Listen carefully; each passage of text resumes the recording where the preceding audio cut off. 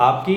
Biology में compartment आ गई होगी और आपने एनआईएस ऑन डिमांड का बायोलॉजी का पेपर भरा होगा या भरने वाले होंगे, लेकिन आपको समस्या ये आ रही होगी कि एनआईएस ऑन डिमांड का बायोलॉजी का पेपर किस तरह से रहता है, क्या क्वेश्चन पूछे जाते हैं, कौन से इंपॉर्टेंट क्वेश्चन होते हैं, कौन से चैप्टर इंपॉर्टेंट है, किस तरह से पेपर आता है, पेपर प्रोसेस चेक किस तरह से होता है। इस तरह के बहुत सारे क्वेश्चन और क्वेरीज आपके माइंड में चल रही होगी और इसी तरह के क्वेश्चन और क्वेरीज हमारे पास भी कंटिन्यूस आती जा रही है पर डे डेली की डेली, मॉर्निंग से लेके इवनिंग तक। तो देखिए जो एनआईएस ऑन डिमांड का जो बायोलॉजी का पेपर होता है 12th क्लास का, उसमें काफ़ी सारे चेंजेस होते हैं आपके बोर्ड से। अगर आप बोर्ड के पैटर्न को फॉलो करके चलेंगे तो यहाँ पर आपको दिक्कत का सामना करना पड़ सकता है,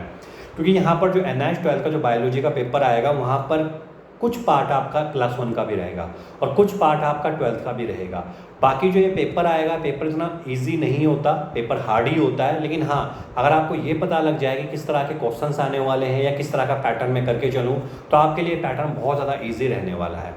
इसी के लिए हमने एक पेड कोर्स बनाया हुआ है आपका बायोलॉजी का, जिसमें कि आपका वो लगभग मान के चलिए 40 से 45 मिनट का एक लेक्चर वीडियो है जो पूरे के पूरे सिलेबस को कवर करते हैं, जिसको हम क्विक रिवीजन लेक्चर कहते हैं। उस लेक्चर को अगर आप देख लेंगे तो उससे आपको ये पता लग जाएगा कि मेरा जो पेपर आने वाला है, जो मेरे इंपॉर्टेंट क्वेश्चंस आने वाले हैं वो किस तरह के रहने वाले हैं, ताकि अगर आप उन क्वेश्चंस की प्रैक्टिस करते हुए जाएंगे तो आपके बहुत अच्छे नंबर आ सकते हैं और आप अच्छे नंबर लेकर आप पास भी हो सकते हैं और आपकी परसेंटेज भी बन सकती है।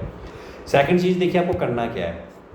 आप जितना हो सके आप इसके जो बोर्ड ईयर पेपर है, प्रीवियस ईयर पेपर है, वो आप करके चलिए। एनआईएस के कंसेप्ट लेवल को समझिए, क्योंकि एनआईएस एक अलग ही कंसेप्ट लेवल पे काम करता है। वो आपको जो पेपर बना के देगा वो इतना मुश्किल भी नहीं होगा तो इतना आसान भी नहीं होगा। उसमें आपके एमसीक्यू भी रहते हैं, मैच द फ्लोइंग भी रहते हैं, फिल इन द ब्लैंक्स भी आ सकते हैं, यहाँ तक कि आपके कुछ ट्रिकी क्वेश्चन भी आ सकते हैं, केस बेस्ड स्टडी भी आ सकती है। लेकिन क्वेश्चन इसके बहुत अच्छे रहते हैं, बहुत आसान रहते हैं। अगर थोड़ी सी भी आप मेहनत कर लो या थोड़ा सा भी अगर आपको पैटर्न पता लग जाए तो आप बायोलॉजी के पेपर में बहुत अच्छे मार्क्स ले सकते हैं। बाकी हमने डिस्क्रिप्शन पर लिंक तो दे ही दिया है, आप उससे भी अपनी हेल्प ले सकते हैं।